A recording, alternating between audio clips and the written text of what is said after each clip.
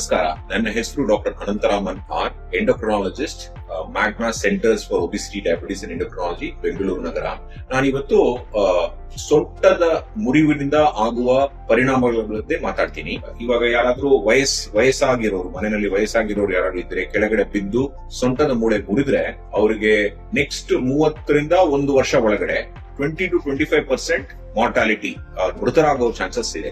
ಅದು ಏನಕ್ಕಂದ್ರೆ ಕೆಳಗಡೆ ಬಿದ್ದ ತಕ್ಷಣ ಅವರಿಗೆ ಕಾಂಪ್ಲಿಕೇಶನ್ಸ್ ಆಗ್ಬೋದು, ಹಾರ್ಟ್ ಪ್ರಾಬ್ಲಮ್, ಕಿಡ್ನಿ ಪ್ರಾಬ್ಲಮ್ ಜೊತೆಗೇನೆ ಇರ್ಬೋದು.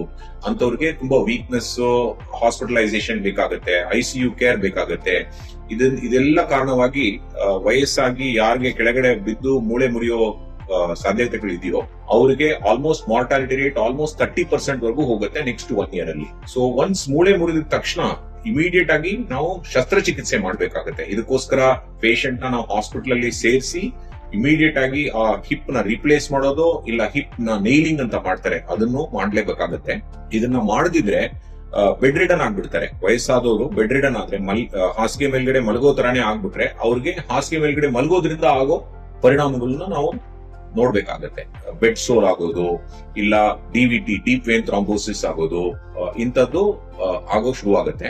ಸೊ ಅದಕ್ಕೋಸ್ಕರ ನಾವು ಆದಷ್ಟು ಸೊಂಟದ ಮೂಳೆ ಮುರಿವನ್ನ ತಡೆಗಟ್ಟಕ್ಕೆ ಪ್ರಯತ್ನ ಪಡ್ಲೇಬೇಕಾಗತ್ತೆ.